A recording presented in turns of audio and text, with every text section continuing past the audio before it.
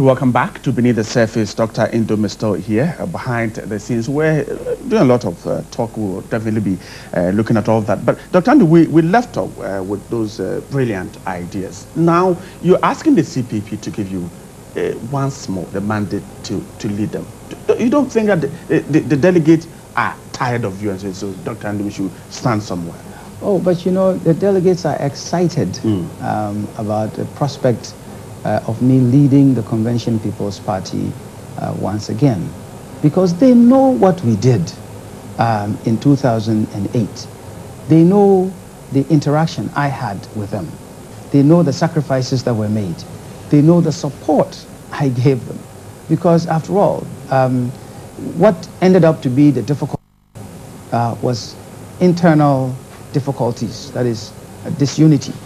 Okay, and people from within our own ranks, the difficulties they caused us, but also that they know, and incidentally, let me just say quickly, that all of those people who did things against the campaign, I have forgiven. It doesn't stay with me now.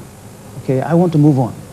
But they also know that our structures were weak, and so even though we were helping, you know, all the parliamentary candidates, I did posters, I did banners. We helped them. I paid for the filing fees of all the CPP parliamentary candidates. At the end of the campaign, we gave every constituency 500 Ghana cedis to take care of their polling agents, and so on and so forth, so that people know. And right after the election, I didn't go home to sleep. I tried to encourage them that, look, let's keep up that enthusiasm, but then fix the problems that we faced. Okay, so the enthusiasm has remained high amongst the people out there. And you saw at Congress, this just a few weeks ago, what happened.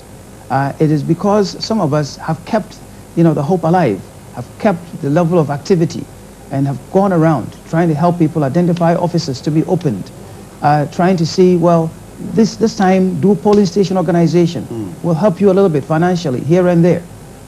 Trying to encourage some of them.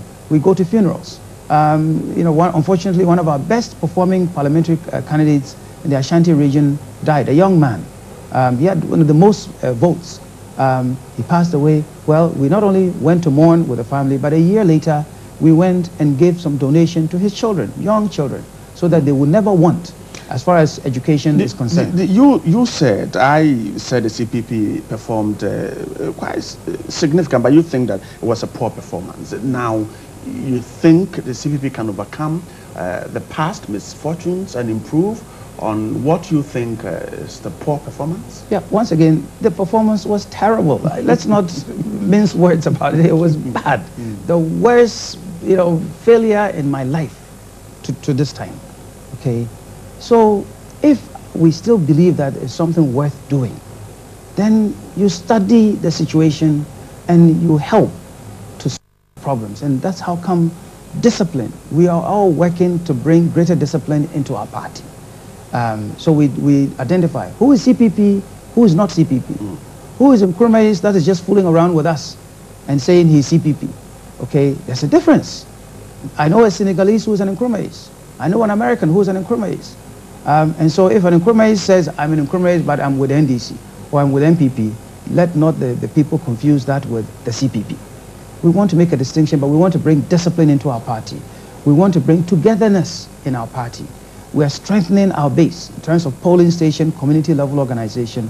We have been looking and getting stronger parliamentary candidates, and then, you know, getting out your vote.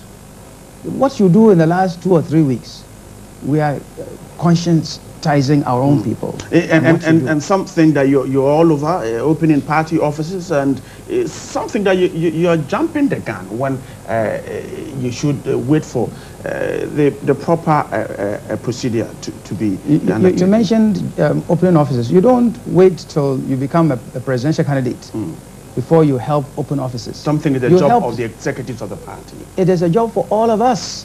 How many people were elected at Congress? How many? 9 people? Okay, we made the mistake in the past that we elected a chairman and we said, chairman, go and bring money. Chairman, go and bring a chair. Chairman, go and bring water. Okay, it doesn't work. it is a job for all of us. And I've been challenging all of my comrades in the CPP that if I say I will help open 60, you go and help open 20. You do 5, you do 100. And then together we build a stronger party. That's what we've been doing. And some other people are helping. And then finally, look, the party a few months ago set this timetable for our congresses. They set July 30th for the Congress to elect a national executive. Then they set September 30th for Congress to elect the flag bearer. It's just that there have been delays. All that the party needs to do is set a new date. So all those people who are talking, they don't understand what has happened in the party itself. And because the September 30th date was set, my colleague George Agude, he has declared he's campaigning. Okay, I'm actually the last one to declare, except that I made it a public activity so that everybody in this country will know that Papa Kwesi Nduom Ejumura wants to come back. Right. In wrapping up the interview, the doctors have been on strike the 14th day. You're worried?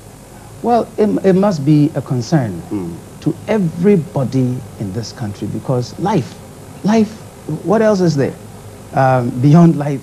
That one, then you are gone somewhere else. But life is important to be saved, but also health is important to be preserved. If we're healthier, we can get a healthier nation as well. So yes, it's a worrisome thing. Many people, they look at this whole single spine thing in a vacuum. Well, there's not a vacuum there. There's pay reform. Pay reform is not just about salary. It is also about benefits, how we manage benefits so that eventually, if you are chief director in Ministry of Finance, we just give you your salary. We don't pay for your water or your telephone bills or your electricity bills or car or fuel. We give you your money. And you do with it what you need to, because if your salary itself is good enough, your pension, that's what we miss. Your pension also becomes good enough. But pay reform sits within a broader context of public sector reform. Let's make government more efficient so we can collect more taxes. You collect more taxes, you have better ability to pay a higher salary. So all of it must come together. Unfortunately, the implementation has hit a problem, but we must not give up. We must give the Fair Wages and Salaries Commission the chance to survive, okay, to be strengthened. So the doctors should go back and talk to the Fair Wages and Salaries Commission? Well, right now, the technical work is... So it's not a matter for technicians. It is a matter for leadership. So if I were president today, I will employ all of what I can, what I have, to try to encourage people to now say, here is a roadmap. Let us accept this roadmap and give them reasons why they should accept the roadmap so that this country can become strengthened. Thanks so much, Dr. Nduom, for joining me this morning. Thank you for the opportunity. And I'm sure we'll be talking to you again. Thank you. Right. And thanks so much to those of you who joined us on Beneath the Surface. Next week, we'll be here again. This is 7 GMT, but don't go away yet. We have more.